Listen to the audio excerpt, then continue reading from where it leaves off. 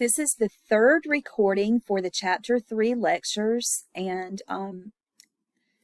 we are going to now focus on, we covered passive transport. Now we're going to focus on transport that requires energy, and the two types of transport that require energy, they're both examples of active transport. They're active transport processes, but one is actually called active transport. You can call it primary or secondary active transport.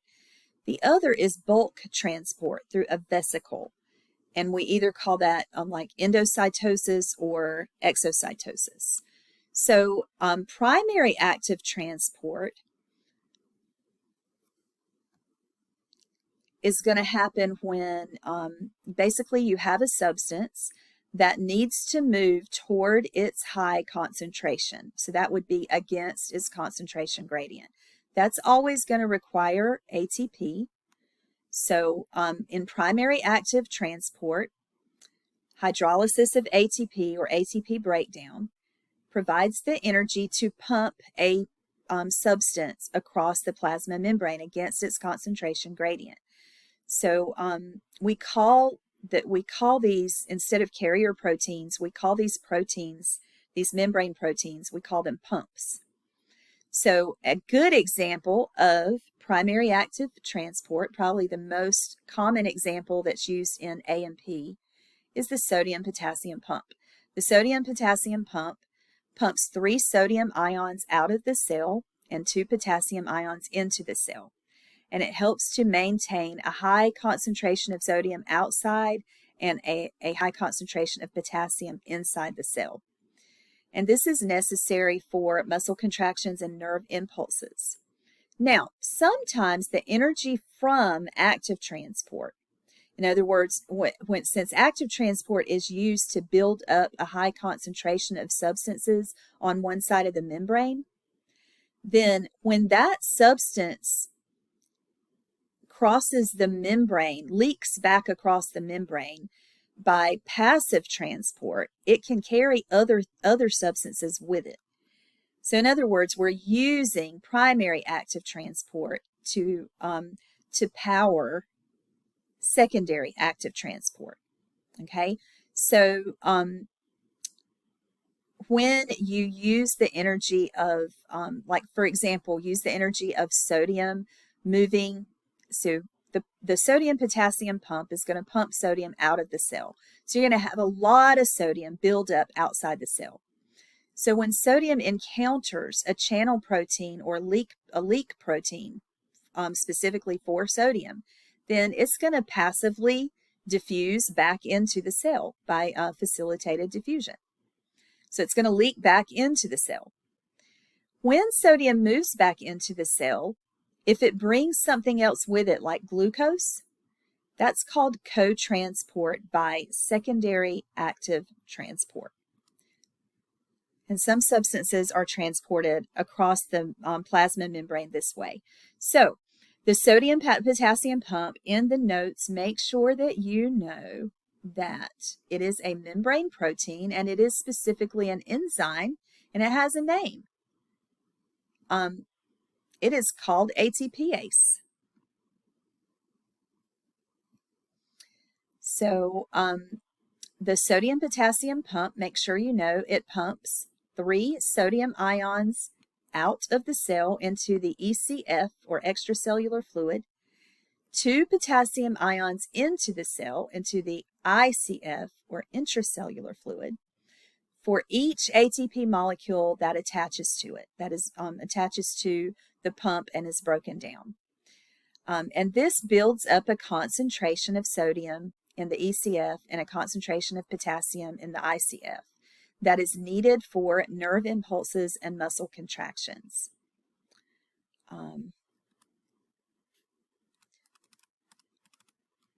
So here is a bunch of pictures of the sodium-potassium pump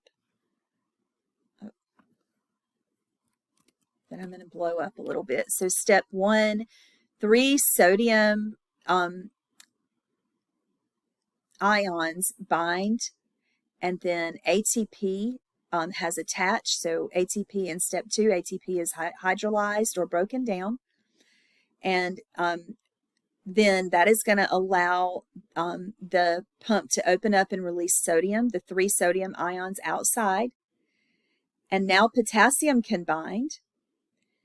And the potassium will open up when the phosphate is released. The phosphate came from the original ATP molecule. When that is released, it'll cause the pump to open up and release potassium into the cell. What you really need to know is that 3 sodium ions are moved out and 2 potassium ions are moved into the cell. That's what the sodium potassium pump does, and it does this by getting energy from the breakdown of ATP. Okay, so this is just a picture of the sodium potassium pump. There is a video animation on slide 65 on the resting membrane potential, and you don't have to watch this unless you just want to, but you will be watching it in the first time we'll watch it is in the muscle chapter. So just remember, we're going to be talking about the membrane potential, which is a voltage across the plasma membrane. So at rest, the membrane potential is negative 70 millivolts in muscle cells and nerve cells, or at least it's close to negative 70 millivolts. And the reason it's negative 70 millivolts is due to the sodium potassium pump. All right, now we have notes on secondary active transport, which is also called co-transport. And secondary active transport is going to use a concentration gradient that is created by primary active transport. So it's going to depend on the ion concentration gradient that was created by primary active transport. Okay, so we know that sodium builds up outside the cell. So when sodium leaks back into the cell through a channel protein, it can also drag other molecules with it, like glucose and amino acids. And when it does, and they move in the same direction, then the carrier protein is called a symporter. But sometimes it's through an antiporter, and that's going to transport substances in different directions. So an example of an antiporter is the sodium potassium pump, because it moves sodium out and it moves potassium in. So that's an antiporter. And this is a picture of how secondary active transport works, rather than me trying to explain it with words without pictures. So we're looking at, on the left, we're looking at the sodium potassium pump, and it uses primary active transport to pump sodium out and potassium in. So now, because of the sodium potassium pump, there's a lot of sodium built up outside the cell in the extracellular fluid. And because of that, when sodium encounters a carrier protein molecule that is specific to sodium, then it's going to move by facilitated diffusion back into the cell, because it's going to move from where its concentration is high to where it's low. So glucose can take advantage of this, and it can move with the sodium. So this is a symporter for sodium and glucose. It's a sodium glucose symporter. It has a place where sodium can bind and glucose can bind, and it moves both sodium and glucose into the cell. Okay, so that is an example of secondary active transport. And then we have vesicular transport, which uses vesicles to transport a large amount of material. So we call it bulk transport, B-U-L-K, bulk transport. And it does require energy. It does require ATP for this to happen. And there, it's showing here 3 different types. I'm used to teaching just endocytosis and exocytosis. So let's read these terms. Transcytosis moves substances into, across, and then out of the cell. So it moves a substance into and the cell, across the cell, and then out. So it's basically using the cell as like a pathway between its destination. Then there's vesicular trafficking, which means it moves substances from one area in the cell to another. And we're going to focus on moving a large amount of substance into the cell through a vesicle is endocytosis, and moving a large amount out is exocytosis. There are 3 types of endocytosis, and this is how endocytosis works. Basically, a substance that is outside the cell. This is an example of we don't have to talk about the coating or anything. I just want you to look. Here's the plasma membrane, right? So the plasma membrane starts to fold in and it starts to surround the substance that is coming into the cell. And then it eventually pinches off. Now your substance that's brought into the cell by endocytosis, it is surrounded by a vesicle, and the vesicle actually formed from the plasma membrane. So the plasma membrane of the cell gets a little bit smaller whenever endocytosis occurs. So all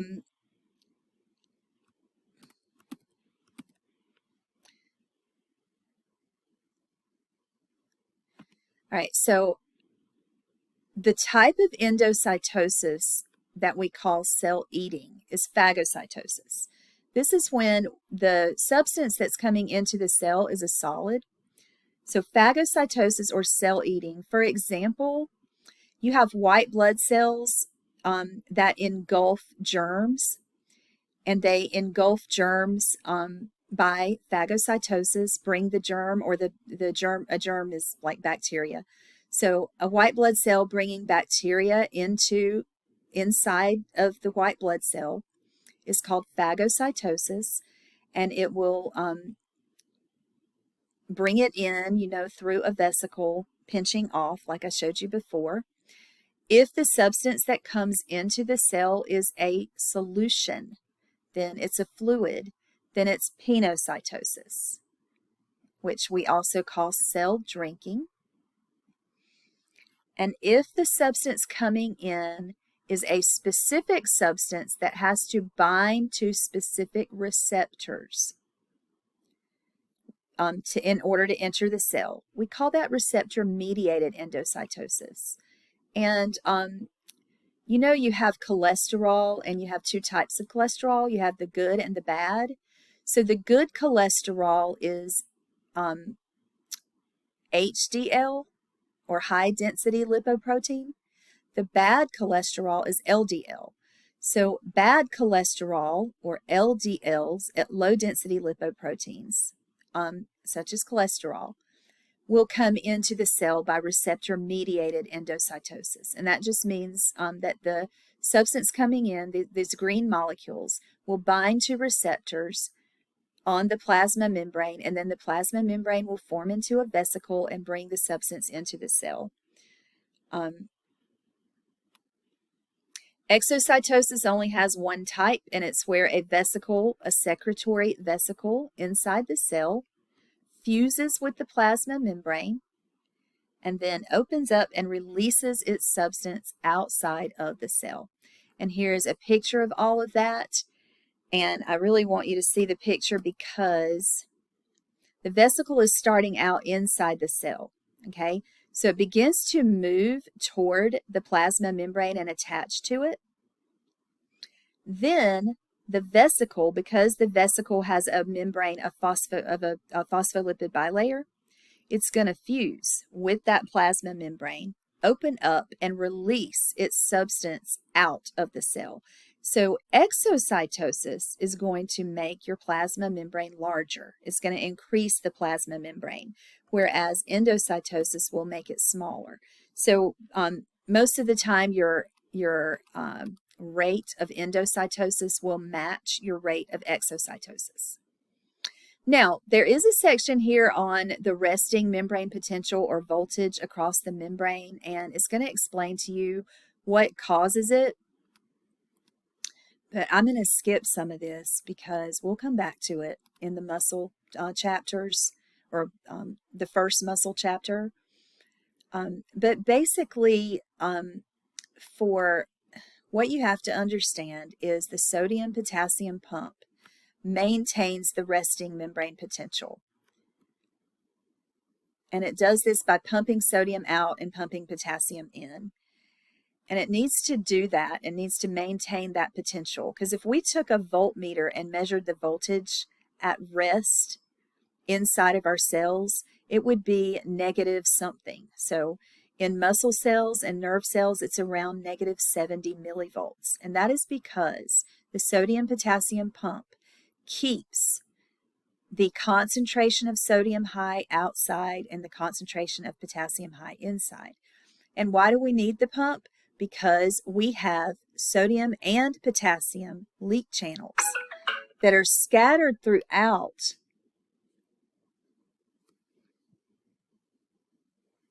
They're leak channels that are scattered throughout the, sorry, my phone just went off and said I had an appointment, and I just realized I don't have an appointment. I must have, it's a doctor's appointment. They didn't send me a reminder, so I must have put it in there by mistake. All right, so sorry for that disruption. But anyway, if you have leak channels, potassium is going to leak out. And sodium, if there are sodium leak channels, sodium is going to leak in, because they're going to move toward their lower concentration. So you have to have a pump that keeps pumping sodium out and keeps pumping potassium back in, because they're leaking in the opposite directions. So you have to have a pump that keeps maintaining that resting membrane potential. And I'm going to look real quick and just see where we are in the notes. Oh, okay. So I'll cover just one more thing, and then we'll stop this recording. This is a big chapter too, just because it is a review chapter. So we had a lot in chapter 2. We've got a lot in chapter 3 because they're review chapters, and I'm trying to make sure you get everything you need to prepare you for the TEAS test, if you are taking it, and I know most of you are. All right, so there's a section on cell adhesion molecules that have many, many different roles that they play, and we are going to skip it. If we ever need to know specifically about them, we will learn about them as we need to. All right, so we're going to talk about the cytoplasm of the cell, and the cytoplasm is between the plasma membrane and the nucleus, between the plasma membrane and the nuclear membrane. Okay, so it's everything in between the plasma membrane and the nucleus. So it's composed of a fluid, which is really more like a gel. So it's a gel-like solution, which is similar to Jell-O. It's called cytosol. So the cytosol, inside the cytosol, you have some molecules called inclusions. And you also have organelles, like your mitochondria and your Golgi and your ER. So all of these are located in the cytoplasm of the cell. Organelles that have a membrane, we call them membranous organelles, are mitochondria, endoplasmic reticulum, Golgi apparatus, peroxisomes, lysosomes, other vesicles. And then non-membranous organelles would be ribosomes, the cytoskeleton, the protein fibers that make up the cytoskeleton, and centrioles. And so we are going to start covering the organelles of our cells, and I will stop the recording here. And we'll start our next recording at slide 107.